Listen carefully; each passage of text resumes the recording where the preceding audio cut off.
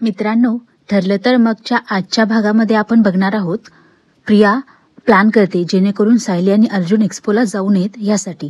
ती स्वतःशीच बडबडत असते की आता काय करावं, असं काय केलं पाहिजे ज्याने सायली आणि अर्जुन एक्स्पोला जाणार नाहीत. तेव्हा तिला एक आयडिया सुचते. ती म्हणते सायलीच्या हळव्या कोपऱ्यावर घाव करायला पाहिजे, म्हणजे त्या अर्ध्या मेंदूवर. तिला काय झालं तर सायली एक्स्पो कुठेही जाणार नाही. काय करू? तो आयत्या बिळावर नागोबा डुलत बसलाय ना, त्याला कामाला लावते.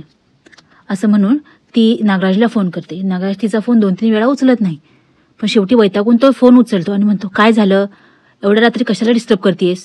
तेव्हा प्रिया म्हणते, का अमेरिकेच्या अध्यक्षांबरोबर राजकारणावर चर्चा करताय? आडवे पडून गेम तर खेळत असणार आहे मोबाईलमध्ये. तेव्हा नागराज म्हणतो, ते जाऊ दे, तू कामाचं बोल. प्रिया म्हणते, काम माझं नाहीये, काम महिपतचं आहे. सायली आणि अर्जुन एका बिझनेस एक्स्पोला जाणार आहेत आणि आम्हाला असा संशय आहे की तिकडे जाऊन ते नक्की काहीतरी वेडवाकडं करणार, त्यामुळे त्यांना तिथे जाण्यापासून थांबवायचंय. तेव्हा नागराज म्हणतो, मग अडव. प्रिया म्हणते त्याला, काय सगळ्या जबाबदाऱ्या मी एकटीनं घ्यायच्या आहेत आणि तुम्ही काय माझ्या मेहनतीवरची मलई खाणार फक्त? तेव्हा नागराज म्हणतो, हॅलो, त्या अर्जुनच्या घरात कोण राहतं, तू का मी? आणि इथं बसल्या बसल्या अडवायला माझ्या हातात काय रिमोट कंट्रोल आहे? दाबलं बटन की अडवलं अर्जुनला, दाबलं बटन की अडवलं सायलीला.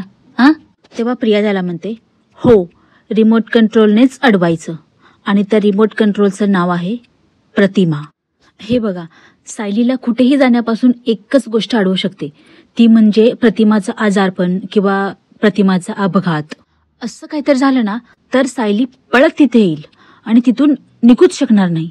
मग अर्जुनला काय, तिथं थांबणं भागच आहे ना. तेव्हा नागराज म्हणतो, अच्छा, म्हणजे मला असं काहीतरी करायचं आहे की जेणेकरून प्रतिमा आडवी होईल आणि तिची काळजी घ्यायला अर्जुन आणि सायली इथे येतील आणि इथेच अडकतील, बरोबर ना? तर प्रिया म्हणते, हो. आता त्या अर्ध्या मेंदूला हलवून खिळखिळ कसं करायचं हे जरा बघा. चालवा आता, जरा डोकं चालवा. तेव्हा नागराज म्हणतो, ठीक आहे, बघतो काय करायचं, असं म्हणून तो फोन ठेवतो. आता प्रेक्षकांनो, प्रियाचा आणि नागराजचा हा प्लॅन जाणून घेण्यासाठी पाहत राहा. ठरलं तर मग असेच अपडेटसाठी आपल्या चॅनेलला सबस्क्राईब नक्की करा. धन्यवाद.